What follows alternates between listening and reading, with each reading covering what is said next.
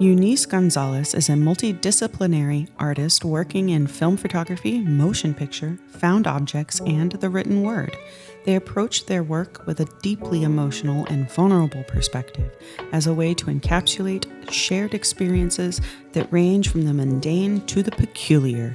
Alongside being an active artist, they hold a lab manager and arts facilitator role at Flats that ranges from education to community engagement.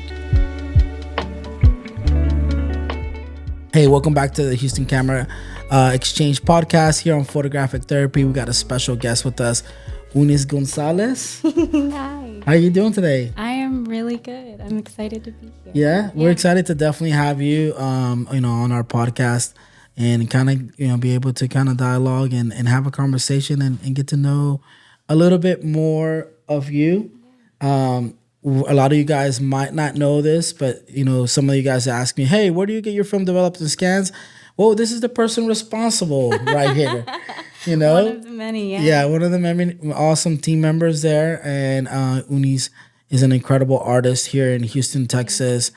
And, we're really excited to have you on the podcast. So excited to be here. And you have with us, they probably can't see him, but my dog Rothko is here. You can probably maybe hear him shaking around. He's just clipping around this room right now. Yeah, he's just hanging out. He's getting a feel for the room. So it's good to have him on here. It's always good to have your partner in crime. Yeah, he really is. I take him with me everywhere. He even went to college with me, so he has as much knowledge. So my cousin has a dog. His name is Seuss. He's a German Shepherd, and it not to blast him on social media or anything like that, but me and his younger brother are always like, "You're such a terrible dad, man." It's always us taking care of Seuss.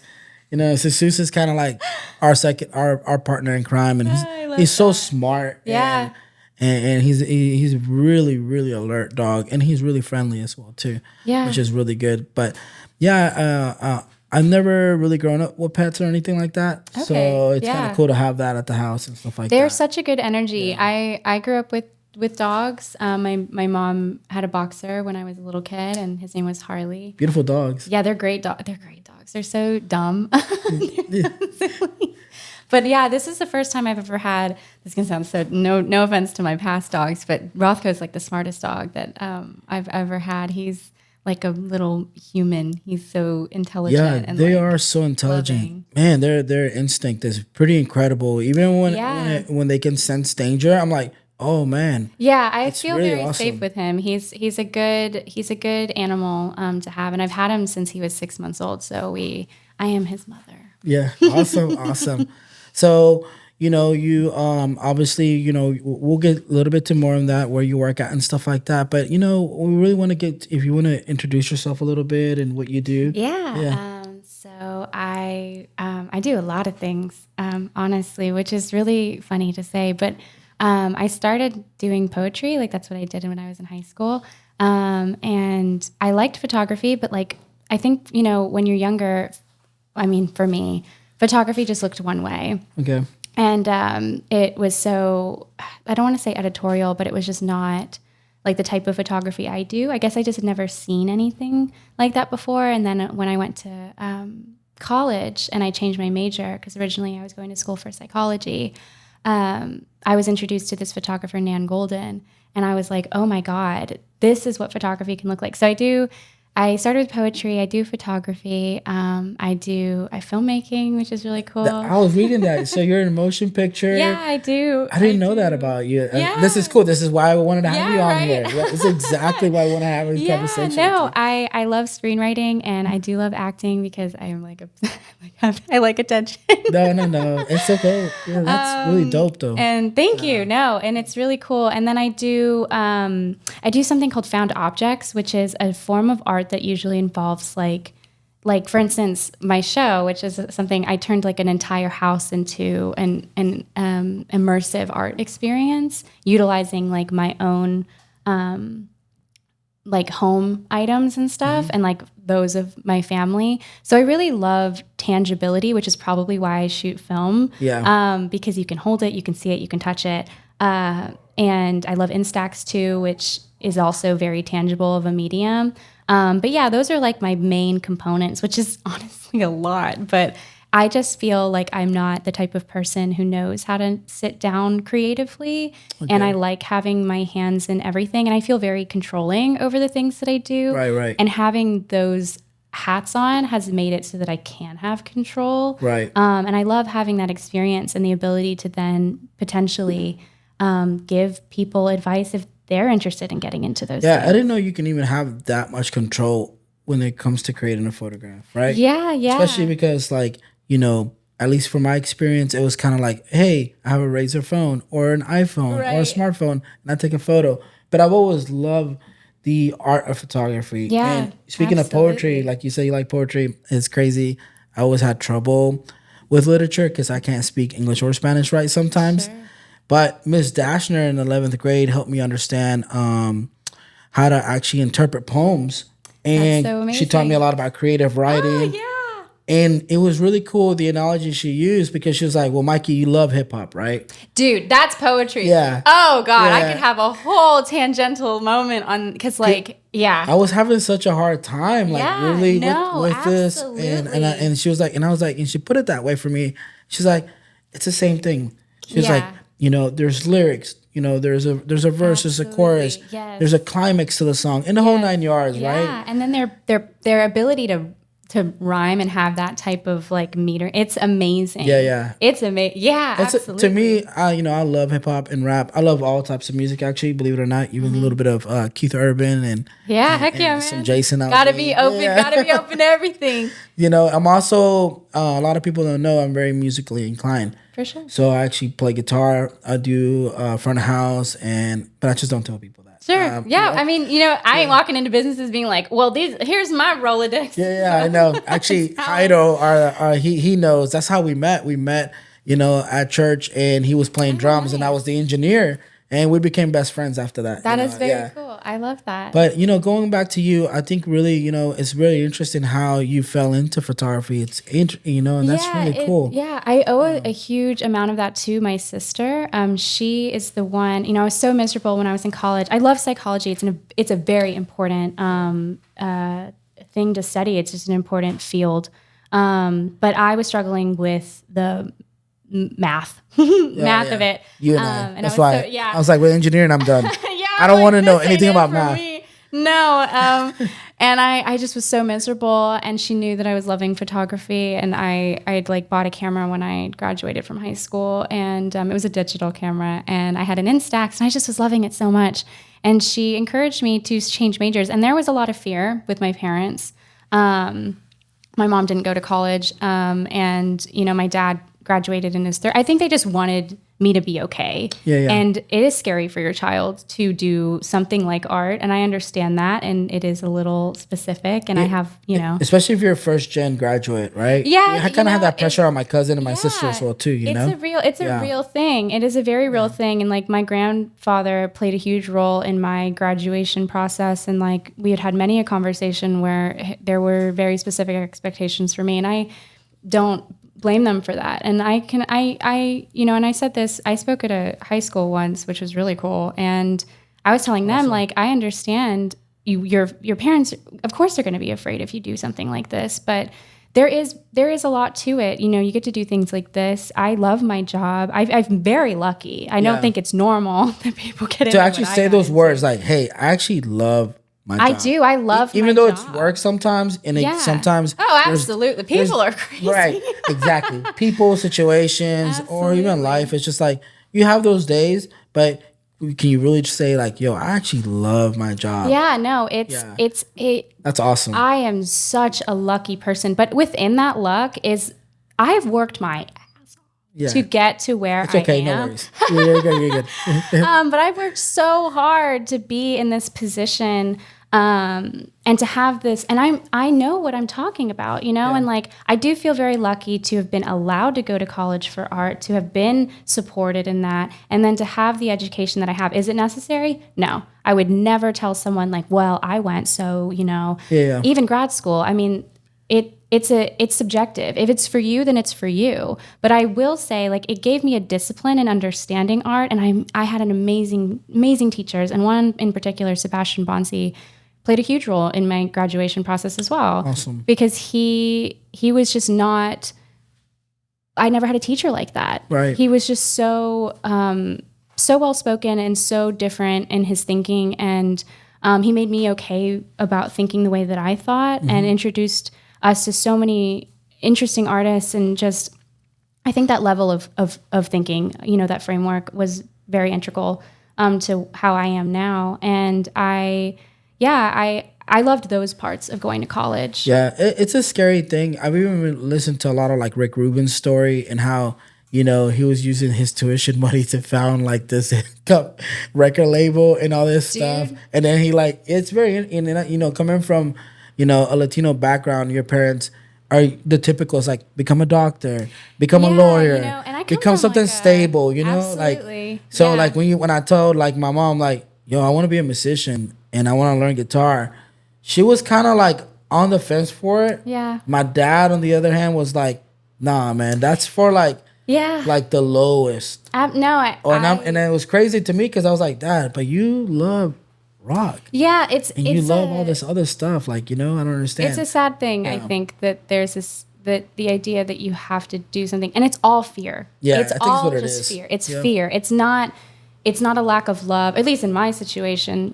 I just think that it was just fear. Like, they wanted to make sure that I was going to be okay. Right. And I definitely am. Yeah. For the most part, like you said, work is work sometimes, but like I just feel so blessed to be doing what I do, and to be doing things for the community that I get to do. Like, our photo crits at Flats are so cool. I mean, I've met some amazing people and such good photographer, and like the amount of talent in this city. I mean, it's Houston, so it's hard to think that there's not a lot of talented people here, but when you really see it, when it's in front of you, you're just like, holy crap, like there's just so much here. And some of them just like, they just don't know where to go with it. And I feel like, and then I have this conversation all the time with the homies and my friends, is like, I feel like a lot of people outside of Houston are coming to Houston because they know how awesome it is and what's going on here. And, 100%. And unfortunately, they're kind of taken away from that and then bringing it back to their cities. Yeah. Or they just end up staying here. Yeah, one or the other, for sure. Right? Absolutely. And it is funny, and I feel very lucky. I'm from here. I'm from Houston, and You're from Mo City? Yeah, I'm from Missouri City. Yeah, yes, okay. I am. And so I grew up out there. I was such a shut-in of a kid. I did not do a lot. Like, I watched movies. I watched movies all the time. I was outside every day of my life. Man, I mean, I rode my bike. I longboarded. I was very boring. And then I turned 18, and I felt like what is it, Jack in the Box, where it like flies around or whatever. Yeah. I just went bananas. Like, I started going. So the first thing I ever really did when I was 18 was going to this thing called Right About Now. It's a poetry organization here in Houston, and they used to set up at Avant Garden. Cool. I think they set up at Rudyard's now, but I started going there, and then I just started meeting people. And like, when you grow, because Missouri City, I was in a suburb, so I was like, Jesus, this is some next level experience. But when you get to go into the inner loop. I mean, I hate to say it, but when you get to go into the inner loop, into the city, and you're like, wow, like this is things that you feel, or things that you feel very isolated in, and maybe frameworks of thinking or identities and stuff. And then when you get to go to a city like Houston, one of the most diverse cities in the country. Oh yeah, for sure. And the best food. Oh my God, absolutely. Best a lot of things, quite honestly. But I just felt so like, because when I was younger, I wanted to leave. Because I was like, well, why would I want to live in Houston? Right. Because my idea of Houston was like, when I would go out to visit family, when I would go to my grandparents' office off Harrisburg, and I was just like, I'd sit there while they're working, and I'm like, man, this is boring. And I'm going to my aunt's house, and there was just so much that I was missing, and like I was a kid, so there was what was I really going to be doing? But I'm telling you, the minute I turned 18, and I moved out when I was 18 into a duplex in the Heights, which was so cool. It's $500 like a month, all bills paid. Like, ain't finding that no more. I know. But it was like right off the airline, which was so cool because I would go to the old Caninos, and it was just like nice to walk around, and like, I don't know, just being around things that felt good, and being in that city, I grew to love it. And I don't imagine that I'll be here forever, because I would love to do more with living wise, but I will always love it here. And when I go other places, I rep that shit so hard. Oh yeah, no doubt. Anytime I lived in Baton Rouge for like almost a year, wow. and like I get homesick really quick. Even when I went to Los Angeles for the first time, it was very interesting. Yeah. Because I stayed at my cousin's and literally shot every day of my life that I was there. But those last 2 days, I was getting kind of anxious. Sure. And I was like, Houston. Yeah. You know, and It's because it's comfort. home, you know what I mean? Absolutely. Yeah, And it's it such an always awesome will city. be. And I feel, I really do feel very lucky. Yeah. And, I'll go to other places and I'll realize how lucky, we are to be And from realize this and how city. lucky that is. We were just having a conversation that there is actually an actual camera store here in Houston. And Yes. there's actual film lab. Yeah, yeah. And there's a community here, believe it or not. So all these things, have to forgive me because a lot of people don't know it. I've only been shooting for 5 years, so photography is still very new to me. Hell yeah, dude. So I'm also in this discovery mode. I'm like, Yeah. oh man, this is because forgive me, I went to Best Buy. And I went to, no disrespect to the company. It's just, Sure, it's just a corporation. They're not there for the people. They're there for the money. They're trying to make money. Right. on And you equipment. default to that. Almost I mean, as it's human. easy. It's like, hey, let me go to Best Buy or let you're me go to your marketed typical that. computer store. Absolutely. Right? Yeah. Versus your local mom and pop shop, Yes, absolutely. Yeah. And like I totally get like the darkroom. Never gonna hate on them. They kept something alive that needed to be kept alive, and why not? And like the thing too that I think often happens with like we'll say film labs specifically Right. is this this margin for error that is so slim that people hold, and I'm like, you can't hold these places, any of them, Yeah. to this incredibly high regard. There's people working in these labs, Right. and like they're gonna mess up. How they mess up? You mean is humans? yeah, like people. It's it's silly. So like I think it's funny because Yeah. sometimes people will write off local spots, and be like, well, I don't want to go there because they did this wrong. And it's like, Right. well, would you stop going to your favorite coffee shop, your favorite local coffee shop, because they made your drink wrong? Yeah, or one bad experience. Yeah, like it's I feel like we're very and this is crazy. This is not where I thought where this conversation was at, but now that we're here, it's almost like you can't cancel somebody on one bad experience. yeah, it's Because it's good to give them a second chance. 'Cause Sure. people, like you said, in these places, especially the smaller businesses, like, my dad's, they're jewelers and they're watchmakers, they've committed plenty of mistakes. Yeah, Now, their it happens. reviews won't reveal that. Sure. You know what I mean? Because But they know. they do more good Yeah. than bad. So the problem with that is that if people have one bad experience at a local shop, they'll be like, I'll never come back. But really the reality, if you can actually talk to someone there, try to understand what happened, Yeah. and then give them a second chance, I guarantee, and that's one of the things that I love about y'all, because and I've been there before. It's a clean lab. You guys Thank you. really We really try. try, and not only that, but there's an art to it. Absolutely. And you guys Oh, Jesus, really yeah. own up to that, and No, that's what I for appreciate sure. from I appreciate Jesse, you saying you that. and Jeremy, Yeah, yeah. and so and a lot of people guys. don't know that, because it's like, man, some people are very passionate about their jobs, and I can tell just by the scans. Trust me, I've I've tried almost every film stock. I've tried almost every film lab. I've tried film labs in Dallas, in California, in Seattle, and when I finally like in this, I was like, okay, nah, Flats got it. I Yeah. really I was like, they appreciate do. Like, if you're trying to get dark room quality, because everybody wants to send everything They to the dark room. do. And I mean, I totally get it. I totally get it. And like, I'm never gonna be this. I'm never like, you do what you want. You Right. make your choices, and that's fine. Like, I understand. But I know what I'm doing, and I know how much I care, and like how hard it is to Yeah, care as is. much as we do. And I really do appreciate that, like, coming from you. I was like, man, these people, they really dedicate their love and passion. Yeah, to we this. do. Yeah. It's so much more than that too, which Yeah. is I think is really cool. And again, like circling back to the idea, like I just feel very lucky, Yeah. and it just I got my job by listening to Jessie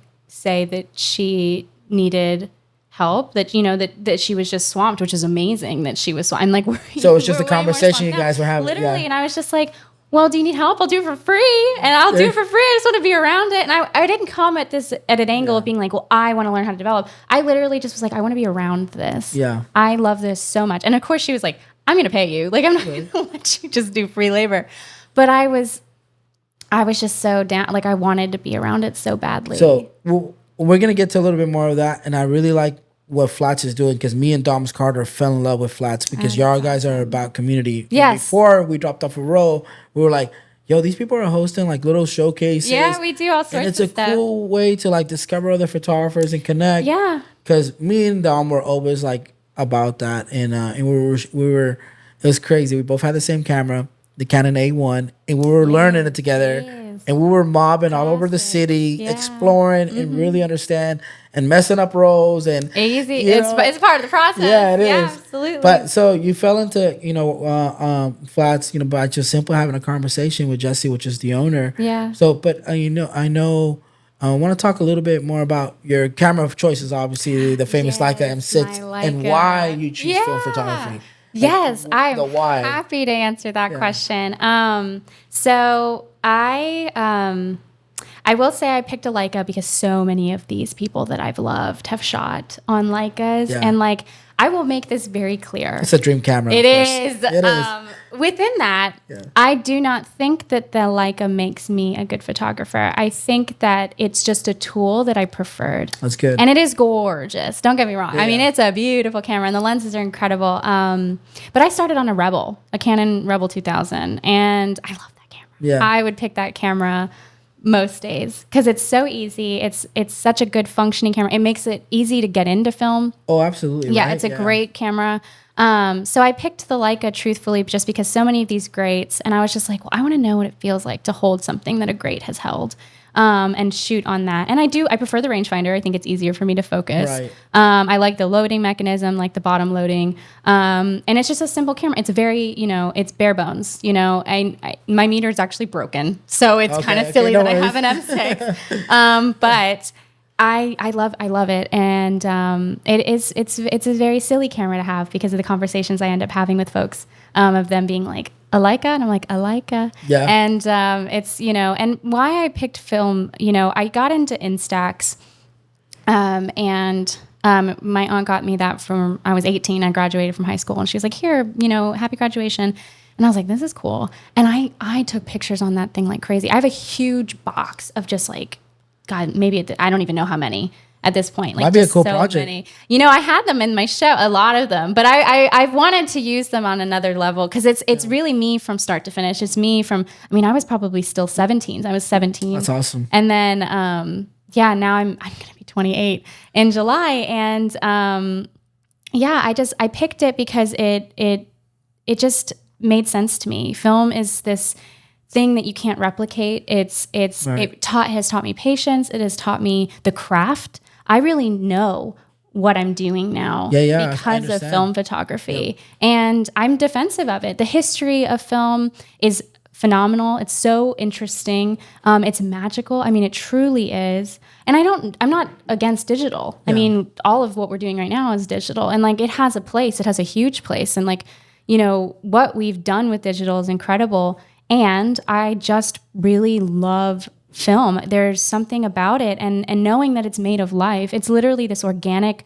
material that is made of animal, plant, and element. Oh yeah. And that's how you make it. And to know like all of this. And I know that there's a lot to be said about like what comes off of it and the chemicals and stuff. Right.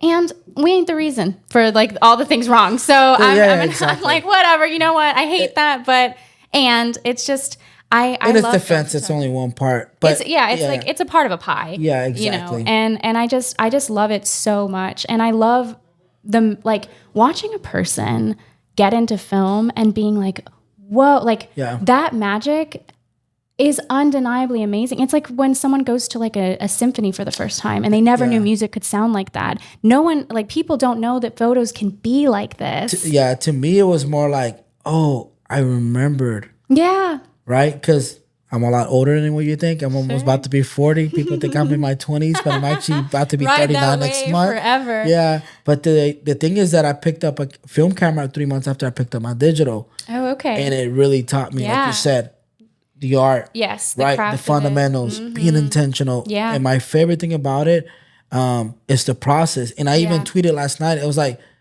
I really like shooting film because it really makes you feel like I'm a human still. Yeah, yes. It's a dance you really have with film, and I think it's because people have their different reasons, the aesthetic, or and like all of those are Instagram was whatever built, gets you into exactly. it. Instagram was built on a 1-to-1 ratio, with inspired by film and the whole 9 yards. But like the idea, and that goes to like my next question, like, do you think, there's been a huge resurgence of film? Yes, there has. I don't know if you want to talk a little bit about that. I think do you think it's here to stay? I do. You know what? I do. And I do because of that inability to replicate. There is a reason that Oppenheimer was shot on film. Yeah. And then there's a reason. Such a dope movie. It's so gorgeous. I mean, I was like, Jesus God. And then for Kodak. And I'm into biographies, by the way. So you really loved it. And it was like, for Kodak to invest in making a black and white stock for Christopher Nolan was incredible. That's incredible. And like, movies are still trying to, like The Holdovers, I don't know if you've seen that, but it looks like film. And I think that they realized like they weren't able to do it on film, but it looks like it. And then if you're trying to, like, if people are still trying to replicate it, it's because they know that it's something that is to be desired. And I have nothing beats, like, teenagers are something else. Yeah. And I'm so happy to see them getting into this and keeping, because teenagers are such an amazing group of people, and they're always going to be there. Yeah. And they keep things going. They really do. It's cool to see high schools and even universities giving those classes. They are. And honestly, I wish, like, instead of being into sports or something that I was in high school, I wish I would have gotten into two things. One, music, and photography. I really feel that. Because eventually, I would make fun of all my friends. You're in photography class? Yeah, I really you're a get band? that. My cousins are like, I get dude, that. you're a band nerd or whatever. The whole 9 yards. And I was like, sure. Because, being a typical baseball jockey or whatever. But I eventually ended up falling in love with those things. Yeah, I totally get that. And I think it kind of, again, like, going back to that idea, like, it's,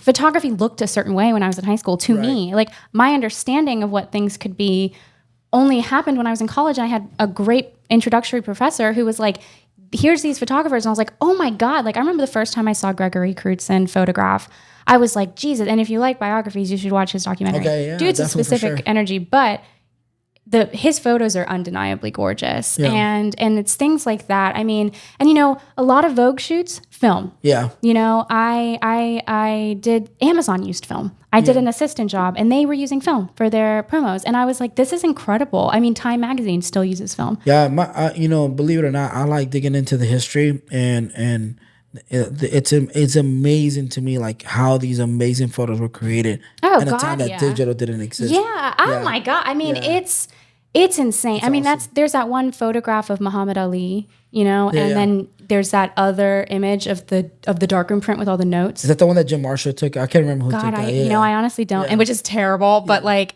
it to see that, and you're like, Jesus, like, this is what happened. This is what goes into it. Exactly. And now, so many people aren't doing stuff, like, they're not as part of a process. And, like, someone I think about, Robert Mapplethorpe, produced these beautiful prints. I mean, they're so gorgeous. And he wasn't even the one making them. It was his brother and, like, a team of people. Awesome. But it was like that collaborative effort is what resulted in these gorgeous images. Yeah. Just gorgeous photographs. Yeah. Film has definitely taught me a lot about the art of photography, and it's very interesting. And this is why I've actually fallen in love with it even more and more. And to me, working at this camera store here at the Houston Camera Exchange I never feel like it's work. It's always like a big playground. Yeah, you get to talk about the thing you're passionate about and hang out with people who are also passionate about it. Yeah. And meet people in the community more than you might have, otherwise. And made new friends too, because I was actually very to myself and much of an introvert. I totally get that. But when it comes to cars and cameras, I like to talk to people about that. Yeah, different, or coffee. I like coffee too. Was such a good idea, and like, it gets people out. And like, something I love about photography, and I believe this truthfully, is like, it is for it should be for everybody in any facet. If you're taking iPhone photos and that's what you do, and I'm not going to hate on that, whatever gets you out. Like, at our crits, we've had people present iPhone photos, and sometimes they're amazing photographs, or they have potential. And like, the thing about photography, it's not the tool, it's the eye, it's the person. Right. It's how they're composing a subject, or it's how they view the world. And that, I think, is such an amazing thing and what makes photography an art. That's awesome. Yeah. So to my next question, and I want to know even more from a more personal standpoint for myself, because I never really consider myself like an artist. Some of my friends would be like, Mikey, you're an artist. I'm like, I don't know, man. I'm just a kid from the South Side. I get that. With the camera. I get that. I love photography. God. But I know you yourself, you're doing some incredible things. If you want to talk about a little bit, one, what's your journey? How was that journey? It's been How a did that start? long How do you get process. started in the whole 9 yards? Absolutely. Yeah. Oh, what a great question. I would go back and forth with like being an artist, because I think it's a scary word. It's a scary word. It's like any other word that defines something, of you being like, oh, I'm this. And then maybe there's expectations that come with that. And, maybe this is awful, but not everybody's an artist, and that's okay. Yeah. That is totally okay. You can like cooking and not be a chef. I'm okay with that. Yeah, I know what you mean. It's and I think that there's artistry to a lot of this stuff, and I think for me it was just a very long process, and sometimes it takes other people telling you and you kind of coming to terms with where you sit. And like for the longest time I've struggled with calling myself an artist, because I don't know what that means to me. I don't know what it means. Is it success? Is it peers thinking that I am? Is it a fan base, or just people who enjoy my Right. work? Like what defines that? Right. That's How a good. am I? These are really good questions. It's the things to think about. And like sometimes it takes nothing. Like people will just be like, "No, I'm an artist," and I'm like, you know what? Fuck it, do it. Like say that. Why not? But it's Run with the 100. Absolutely. Why not? Let's do it. But it is really it's an interesting thing, because I still struggle. I really do. And like I just had my first solo show, and I'm working on a book right now. Like these are things that artists do, but I'm like, and I think that there's a lot of insecurity there. Like I am very insecure. I am. And like there are moments when I get very heady, like when I don't get asked to do things, or when something doesn't sell, which sucks, because you have to capitalize on yourself. Right. And you have to be the work. Or, when or sometimes I get rejected. sometimes you think because it wasn't successful at the time. Yeah. You kind of you're kind of a little harder on yourself. Absolutely. Right? And it's hard not to get heady, because my work is me. Yeah. It is my life. I'm not doing stuff that I'm literally involving myself and my loved ones, the people around me. Yeah. And it is hard it is so personal that it's impossible for me not to get, anxious or nervous. Yeah.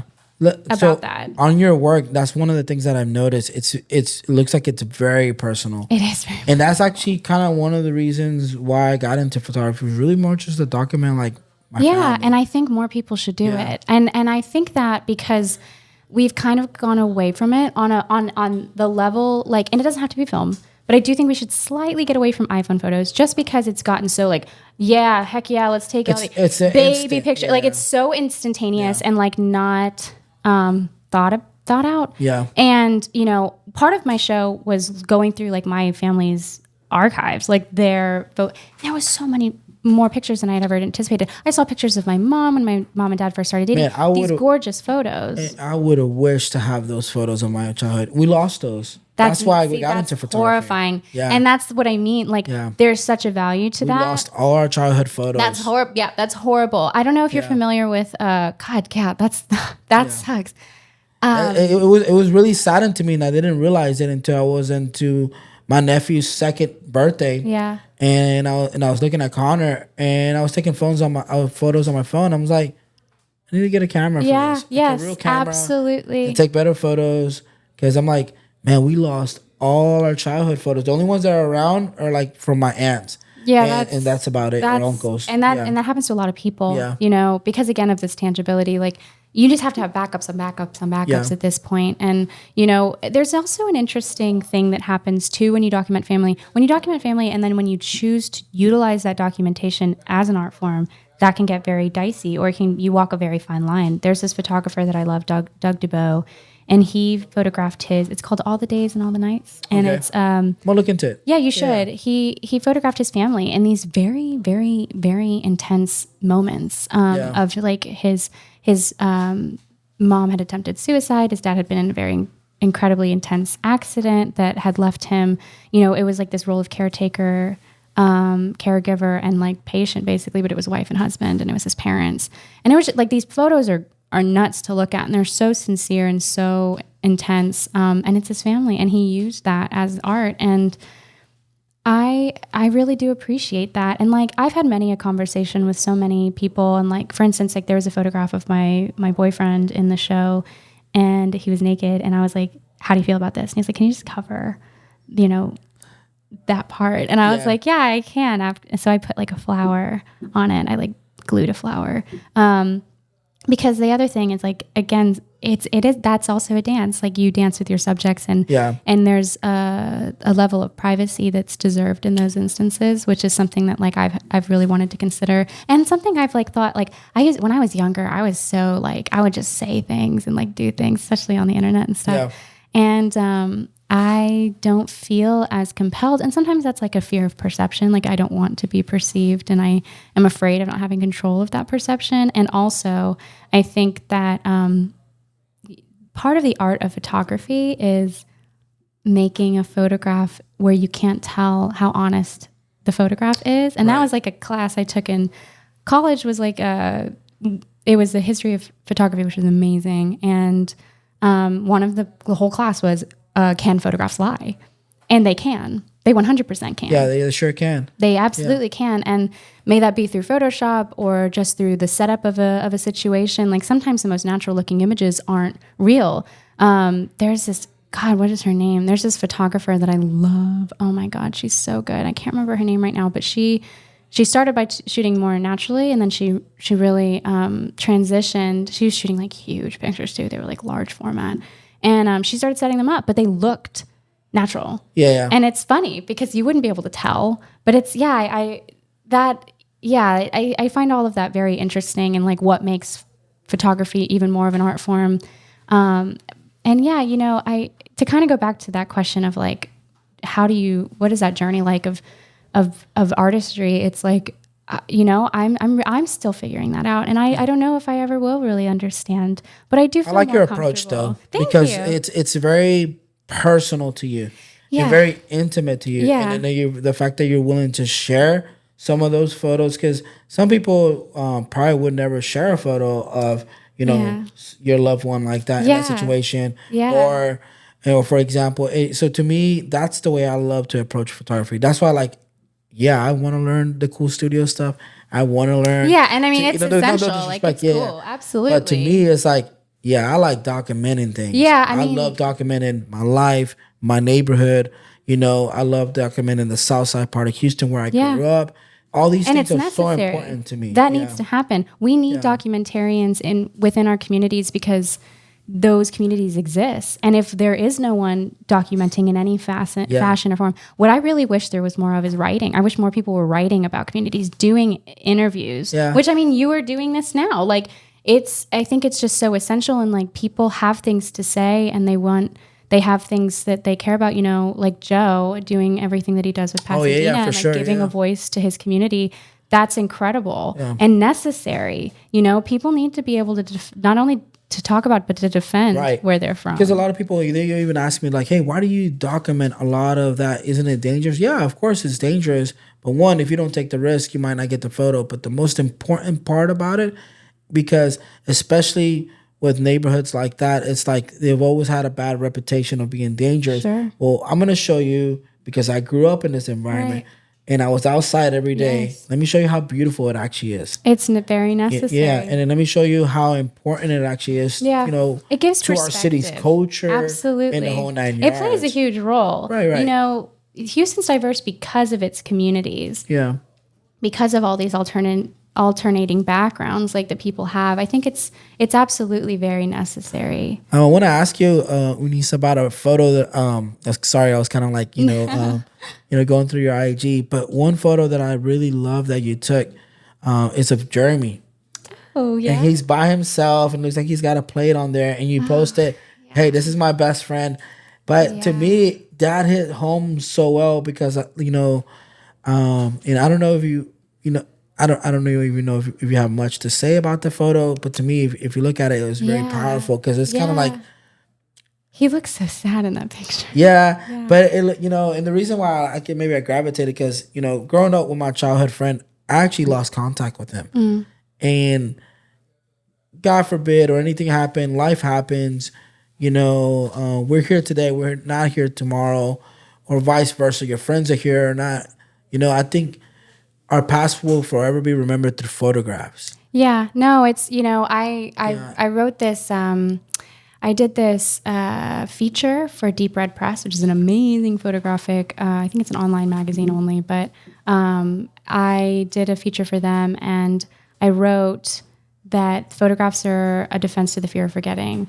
And I am That's a very such a good way fearful you put it. person. Yeah, I'm very I need you to write some stuff for me. I'm gonna hire you. I got you. It's my favorite thing to do. I love writing, and I remember in college actually, I had a professor say, "Do you think sometimes that your writing is better than the photographs you take? Like, do you think that they make them better?" That's awesome. And I was like, I hope so, because that's where I started. I want to be a good writer. English was my minor, but no, in regards to that photograph of Jeremy, I love Jeremy so much, and I owe him a lot. I mean, we've done so much collaborative stuff together. I trust him so much with so much of what I do, and he's played such a huge role in my confidence and me seeing myself as an artist, because he believes so heavily in what I do. It's always good to have somebody in your corner that way. You need it. You need it. I mean, Jesus, God, you need it. Support is a funny thing because of how necessary support is, and how important it is, and how easy it is to forget how important it is. And it's cool because they see you as who you are. Yes, and he met me when we were in college. Yeah. So Jeremy was a person I'd met when we were in school,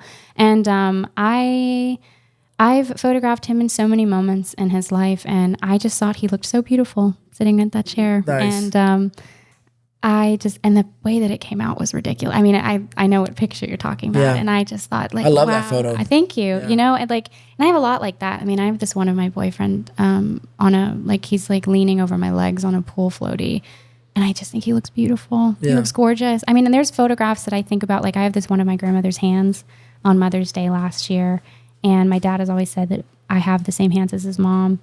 And I've watched those hands get older. Yeah. And I'm a huge believer too in this idea of it's the little things too. I take pictures of Rothko's feet and Dylan's feet and my friend Andrew's it's the smallest all things. These things. It's those things that I'm scared I'm gonna not remember. My friend Crystal has this beautiful hair. It's so beautiful. It's so long and so beautiful. And I feel like I constantly gravitate towards taking pictures of her hair. It's the mundane things that sometimes I love taking pictures of something like that, and people will be like, "Why aren't you taking pictures of that?" I was like, "Yeah, well, I mean, they're very important. The world is made up of details. Yeah, exactly. Those details are essential. Memories those are the things you'll forget. Yeah, you might remember a face, but God, are you going to remember their hands, their fingernails, especially elbows? Within your household and absolutely, or your circle and of people. I've been photographing my family so much, and myself even. I mean, Jesus, God, I don't look the way I did when I was 18. Yeah. I don't. I kind of do. I see them, but I don't feel. They're very far away these days, but I have so much documentation of them and what they were like, and it's just so it's such an interesting a thing when you what you prioritize in photography, and for me.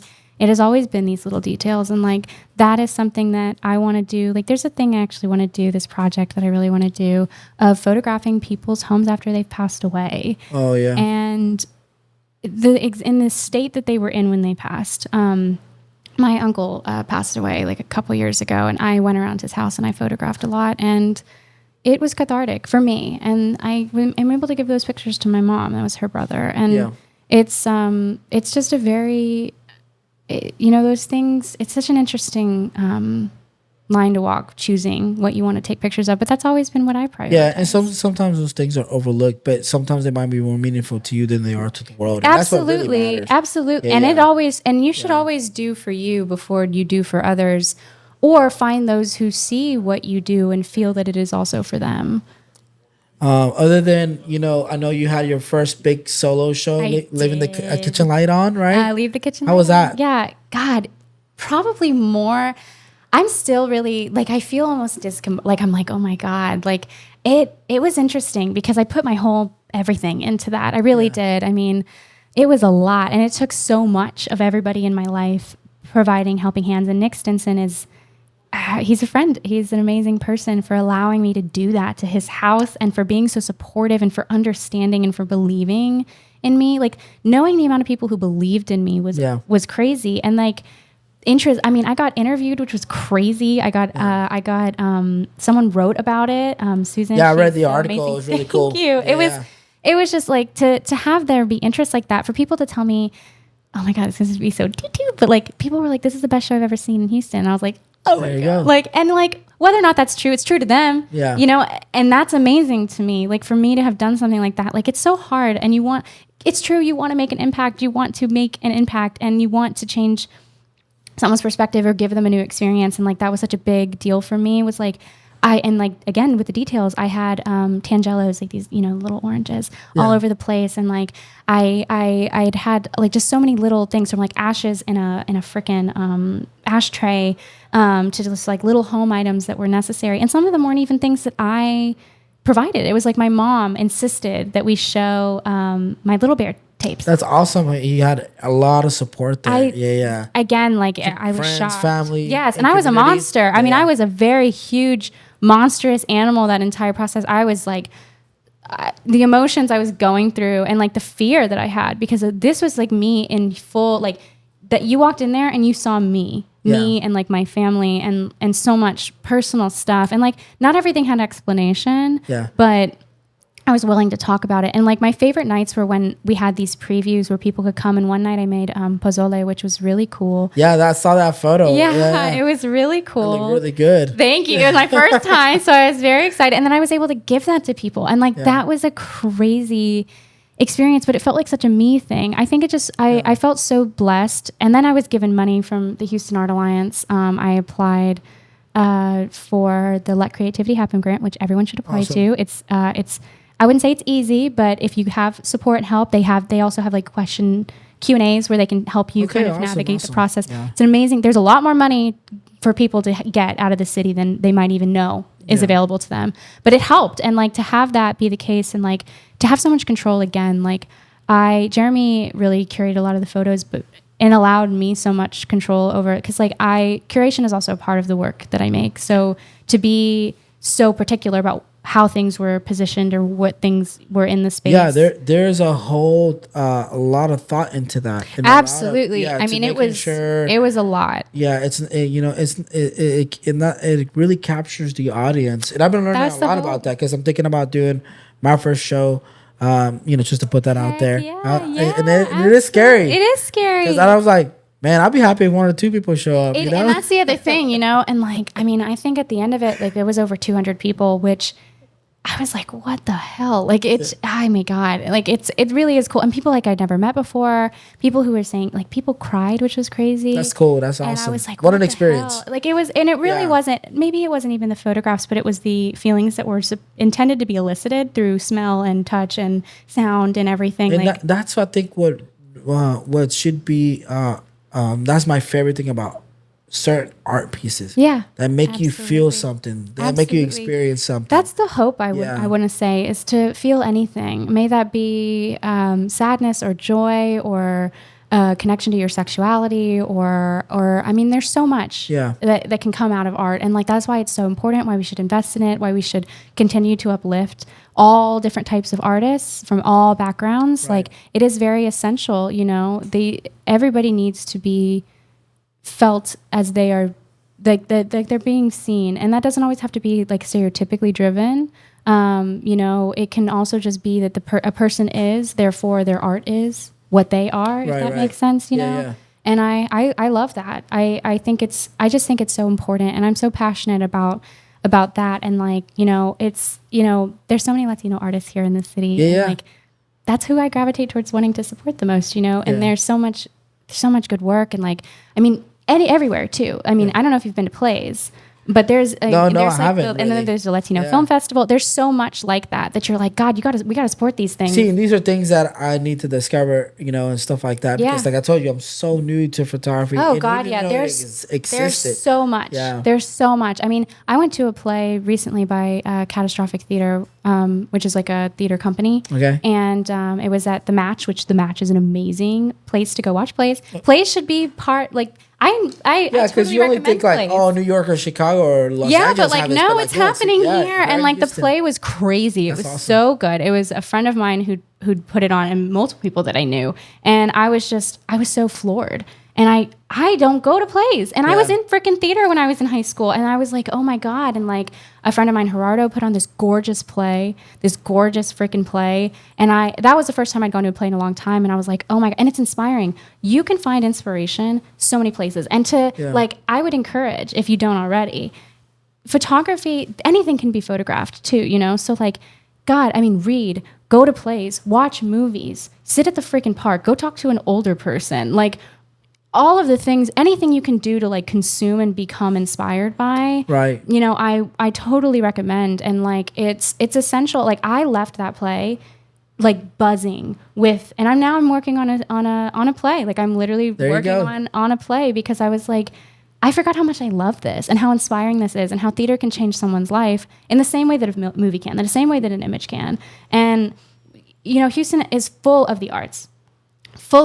And like to play a role in that, to support that, you know, and there's artistry too. And like all of these fundraisers that happen and all these people that care about so much of what's going on in the world and what's going on in our city. Like people risk themselves constantly for art and for causes. And I feel again, like, I just think people are so impressive, and what they choose to invest themselves in and what they find artistry in is undeniably amazing. Right. I feel like I didn't have to ask you a single question today. Like you just all these gems that you drop. I so appreciate that. You know, because you already answered a lot of the questions that I had. Oh, good. And because you're such an incredible artist, but also I think an incredible resource. Thank you. And that kind of, I feel like you and I could probably, this is the longest podcast. I'm enjoying it. Yay. I mean, it felt very natural. So good for you as well. You were a great host. Right. You've been doing such an amazing job. And I feel like we might have to do a part 2 with this. And I kind of have an idea of something that I want to do with flats, but we'll talk about that later. Absolutely. But this is great. Play, book. Yes. You know, all any other things, projects that you want to do in the future, like you have planned? Oh God, I want the world. And I was ambitious in college, and I remember my dad told me that when I learned how to ride a bike, I was like, no, don't hold it. I'm going to ride the bike. Like, and I that's a silly thing. Well, you're only 28. I know. And you can I feel like, and I had this conversation, I was like, I feel like I got started late. I wish I would have got started younger. God, no. Like you can really run at it right now. You know, like there's like a list of people who didn't get started. Like Oprah didn't really get, is that me? Oh, it's okay. Oprah really didn't get, she didn't even get popular the way that Oprah blew up. Right. But like she didn't get started until she was like in her early to late 30s. Or I think later than that. Like so many people. You get there when you get there. Yeah. And you know, bloom when you bloom. You do. Yeah, and there's really nothing wrong with that. I mean, Jesus God, like there's people who don't get into directing movies until they're in their 40s or 50s. And then they make these magnum opus films. And it's hard to not look at age and be fearful of age and how that can be limited. Yeah, and sometimes, you know, people find it at a very young age, and some people find it at an older age, yes. Right? And I think I really found it, and I'm in love with it. You know? And you should be, and anyone should be. I mean, like again, within that question of like artistry, you don't have to be an artist. I think people get really wrapped up in it. Yeah. And they don't need to, because you don't need to. Or what you're documenting or taking photos of or creating. You can come up with your own freaking words. You know, you can just be like, I take pictures, and that's the tagline. Like, just anything that you can to make you like being alive. Right. You know, like it's about passion and about perspective and love and drive in people, and that is, I think, the most important thing. Like, don't get so caught up in the word and like what the word means and what the word implies to others. It's about that's like really good advice. Your ability to find these joys in life, and if those things make you happy, and you know, practice is essential. Yeah, some people naturally have an eye. But some people, it takes work, and that's okay. Not everyone starts off out the womb like killing it. You know, some people do. Don't get me wrong, but some people, it takes time, and there's nothing wrong with your journey. There's nothing wrong with it. And I just, you know, I wasn't that great. There's some photos I look back on, I'm like, wow, that's so good. But like when I look back at my old poetry, I'm like, Jesus Christ. Yeah, I mean, I look back at my old photos, even for like 2 years ago. I'm like, yeah, why did I shoot that way? Yeah, but that's such a good, and it's important. You know, it's something else too that I think we lack sometimes, especially in our city, which I really want to like help in, which we're kind of doing with our critiques, but criticism and valid criticism. If you can't defend your choices, then you need to figure that out. Which leads on to, and we'll close it out with this. So with obviously, other than being an artist, you work. I do. Where do you work at? I work at Flats Film Lab. Yeah, and then you guys do a lot of things for the community. We do. Like, for example, showcases. The nights that we have. People, you can submit your photos. Yeah. Because a lot of people think like, oh, you know, it's, I don't want to have my work be criticized, but it's actually very important. It's essential. Yeah, it's essential. That was probably, out of all the things I could say for college, having professors sit there stone-faced and ask me questions about my work. And I would get so mad. I would get so mad. I used to not be able to say why I shoot film because I like it. I'm shooting film because I like it. But that's just not...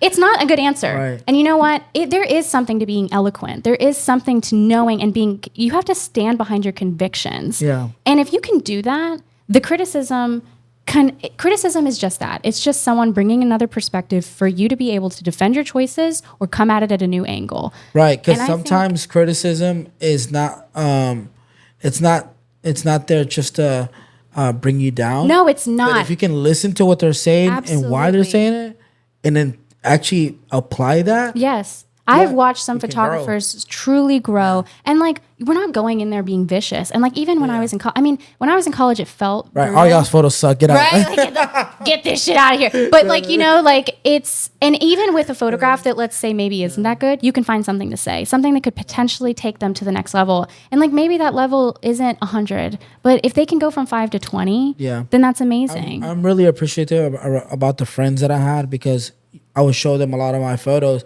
and they would bring that constructive criticism and be like, yeah, it's essential. Hey, Mikey, you should try it like this. About having a back, like a group of people behind you, you know, like I sometimes it's very difficult to have people in your corner who, like one of my best friends doesn't like what I do.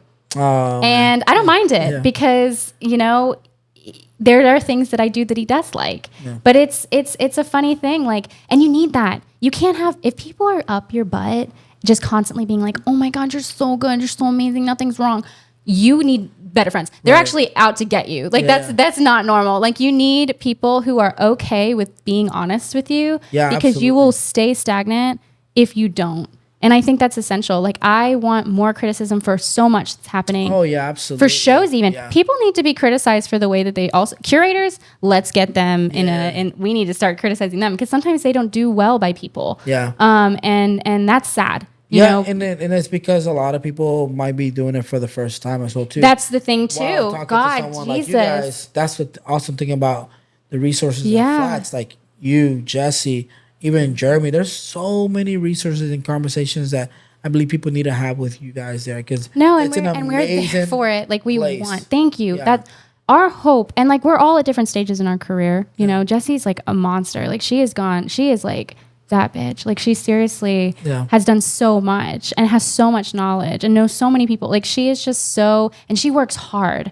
Like she really has, she's been an amazing mentor for like all that she does and how she thinks about things and the way that she approaches stuff. Like I trust her very much. And then like through that, I've been able to then become a mentor to people who maybe they see something in me. And that's the other thing. The reason we need more people who have people's access to us who also have access to other things makes more options for people to choose from. Like, you know, if like I was like talking to someone about being like, well, I want a Latino therapist because I'm Latino. That makes sense. Yeah. And you want people who look like you, who are like you, who think like you. Well, you feel more comfortable, resources. Right? You do, and they'll get it. You want people who get it, and like that's the nice thing about being a resource is that you can then provide. It's like a domino. Yeah. It's just passing down these ideas. It's very important, and I appreciate like I have Bernie here at the shop, and I've been able to just working here for 2 years at the Houston Camera Exchange. I have grown immensely. I believe it, and not just in camera knowledge to sell a camera to you, but in really able to meet that need. Yes, and then also to connect people to different absolutely. places like Flats or people that are doing repairs. Riley. Riley. Shout out to Riley's cameras. Or there's, believe it or not, there's a lot of things that I know people need to discover here in Houston, and in the community is in a very good place, I think so. Which, especially with players like you guys. I really appreciate it, and like it means a lot to us, and it means a lot to me. And like I do want to say, even in regards to resources, like the Museum of Fine Arts has a library that you can go to for free. You don't have to pay. You can go for free. And they also have the Ann Tucker, like, oh God, it's a long name, but the Ann Tucker, like basically you can go to this Ann Wilkes Tucker. There's like you can go and you can look at prints. You can email Jason Dibley and you can look at prints that are in the archives of the Museum of Fine Arts. That's awesome. That is incredible. That is an amazing, it's free. You can do it for free. Yeah. The amount of free resources that people just don't know is immense. Cinema Arts, the Houston Cinema Arts Society, they do like free movie showings. They do so much. They're trying to keep alive the Deluxe Theater, which is, it's in 5th Ward, I want to say. Oh, okay. It's a movie theater that is historic. Yeah, I've seen it before. I've never been there. Yeah, they're amazing. They deserve money. We need to keep spaces like that alive. That's where we hosted MIT One, which is our analog film festival that we did for our first one. Our inaugural one was last year. We're doing it again this year. But yeah, like things like that. I mean, people don't even know like how essential and important these spaces are, and they just don't know. They just don't know. You can't be mad at people for not knowing. We need to make a list and share it. I would love to share something like that. I would love we'll probably to get together list. on that. Yeah, I would love to do that. Cool. No, there's so much, and there's so much I'm a yapper. I could talk. No, it's okay. Honestly, man, I really enjoy this, Carmen. Where can people find you? They can find me on Instagram at Venus in Fur with 3 R's. Okay. It's a Velvet Underground song, but that's really it. That's really it. That's where, I don't post on Tumblr anymore, but no, that's where it's like the best look into my like little brain. And of course you can find me at Flats. I usually hide in the office. I get super stressed out talking to people sometimes. No worries. But I'm always happy to help. I teach at Flats, so if you don't know how to do film, I do that, and I love it. I'm very passionate. If you like someone who talks a lot and is really excited, I'm a great teacher. Yeah, you guys got to go to Flats. There's the community dark room. Yes, we do. We have a community dark room, the only publicly accessible one in Houston. Right. We have classes. Yeah. We are. I'm hosting a jogging club actually. This Sunday. It looks really cool. Yeah, have you seen the movie Yes Man? It's like it's like a joke. It's a tongue in cheek for the movies. If you've seen Yes Man, I shared the flyer. I was like, okay, that. Something so different. Silly. It's super silly. Yeah, we're taking pictures while running. Why not? It's why something different. Life should be silly. It's fun to be silly. That's being playful. That was like part of my show. Like I want people to be able to like regress into childlike behavior, and I don't mean like being a like little douche, but I mean I know. I mean like having fun, playing, being silly. Like that's the other thing about art. I love. It doesn't always have to be super serious. It can be fun. It can be things that are just warm and they feel good and it sounds like summer, like things like that. I huge fan of stuff like that. But yeah, we have so much going on. Follow Flats too. I can never not say like to get with that. And I'm so excited for you to talk to Jeremy. Yeah. Follow them at Flats Presents. Yep. Yeah. And you can go to the website too if you need your film developed and all that good stuff. Yeah. They offer prints, all types of different development and scanning. Yeah. And they got the real big boy scanners too. We do. We recently got an HS 1800, which was we're done. Yeah, we've got the daddy scanners. I'm very grateful for you guys. You guys I think are a staple in our community. And I can't wait. Honestly, I feel like we need to do a part 2 of this, but we'll do a different spin. Yeah, I would love to. I'm here for it. Maybe we can do it outside of the podcast room and something. That would be very cool. That would be very cool. I would love it. No, we really enjoyed you having on here. I feel like honestly we can go forever. We probably could. I'm telling you, dude. I could talk. I love it. This is great. Well, guys, go ahead and actually like and subscribe. And you tune into our next episode. We're going to be having some great guests as well, too. So, oh, my goodness. Peace. Later. Hey, thanks for tuning in. Don't forget to like and subscribe and come visit us at the Houston Camera Exchange, 5900 Richmond Avenue.